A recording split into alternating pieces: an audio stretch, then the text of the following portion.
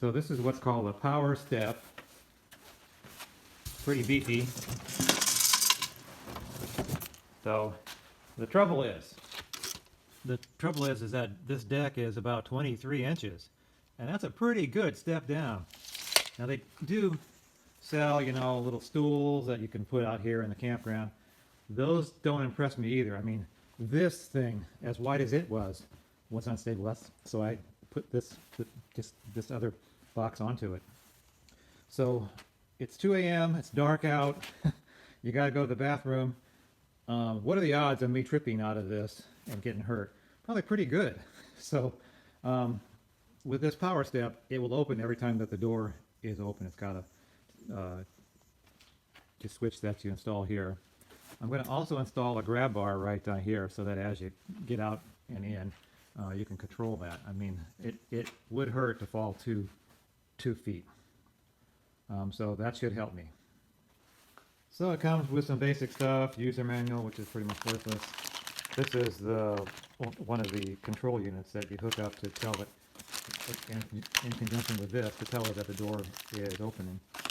And this is Promaster hardware. So I think they have Ford Transit, Promaster, and Sprinter, so they're all different. So it's pretty beefy. Probably a couple pounds right down there. So it's a challenge to always install this stuff. It takes so long to kind of figure it all out. But I think it's worth the effort and the expense too. It wasn't free. So there it is, kind of lined up of where I think I'm going to be using it. You absolutely need one of these floor jacks. You can't do it without it. I had to borrow it from my neighbor. So here's the problem we got so far. The exhaust pipe runs right in here. So it's hard, where I want it is right here. But the only place I could do it would be right here. The problem is that piece of blue tape is where the cabinet would probably come out too. So with the dilemma, I'll show you underneath. So this has to come up, but the problem is that the pipe is right here, so it's getting pretty close. I can make that work, and it would really be better to go all the way down to the other end of the door, but you can't do that. So I'll make it work somehow, but maybe I probably wouldn't advise people to.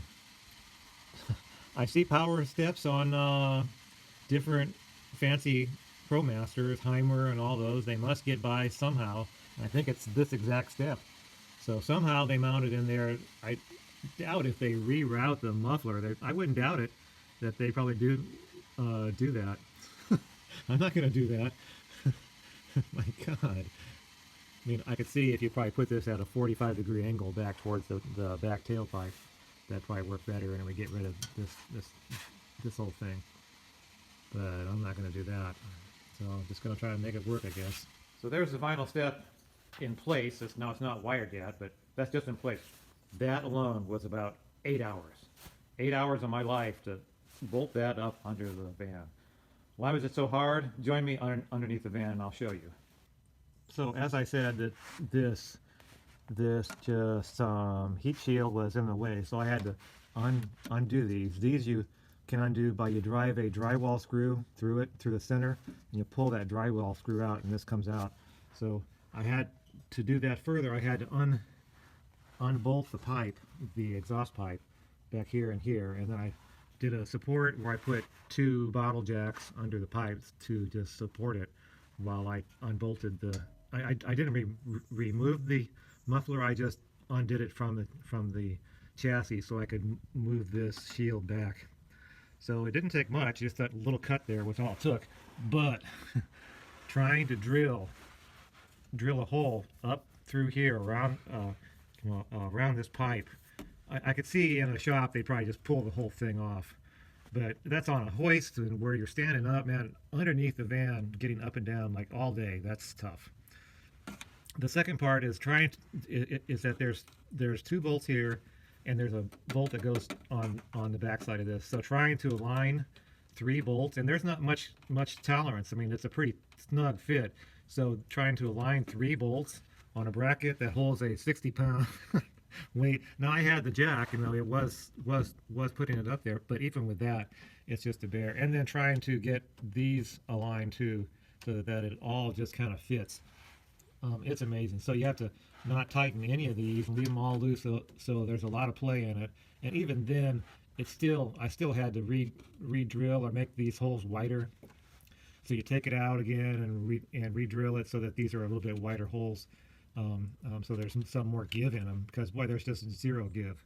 I mean, it's a beautiful piece of artwork. The second point is that I'm going to have to go crazy with trying to just wrap this pipe with heat insulation. I'm going to wrap this part of it with a just heat wrap, and I'll probably add a third little piece of aluminum here as a heat shield. So that ought to do it. Now you have to do the wiring, so this is another fun thing. But as I say, I think the step is necessary. So just as you can see, it's a long step up to get up here. So it's 2 a.m. You're in a campsite. The odds of you falling are really good, and you don't want to fall out of this van. Trust me.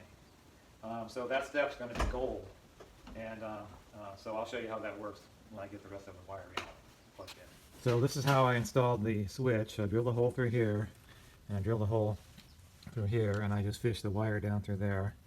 So that goes in between the boards and straight down underneath through a grommet and a couple little tie downs. So that's the power step installed. So I'll have to show you what I've done to try to deal with some of the issues. Because the pipe does come a little bit close to it, I wrapped the pipe in an exhaust pipe wrap. And I wrapped the motor itself goes about to here. So I wrapped that in some foil and some foil here that's just temperature resistant. And then I wrapped another heat shield around that so that it kind of goes down a foot or so. So I'll take it out and drive it and put my just hand in here to see if it's very hot or not. It probably won't. I mean, if it were a Corvette, maybe, but this is a V6 van. The temperature probably here up at the converter is probably not even that hot for a small car that's probably built to run kind of on the cool side anyway. So right up here is where I put all the wiring for it. So I wrapped the main electronics in a old inner tube with some clamps on each side. This is the hot wire, and that goes way over to the batteries back by the back of the truck. So when I get those in place, then I'll tie that in, and then we'll be all done. But I'll take it out and drive it, and then just feel if there's just any heat. Is the exhaust wrap necessary? Maybe not. I don't know. You know, it's all just a guess, and you try to do as good as you can and just hope it works out right. I just drove the van about 30 minutes. Looks good. But I mean, it's warm, but it's not that warm. The just catalytic converter, I can almost put my just hand on, and the heat shield is cool, so it looks good.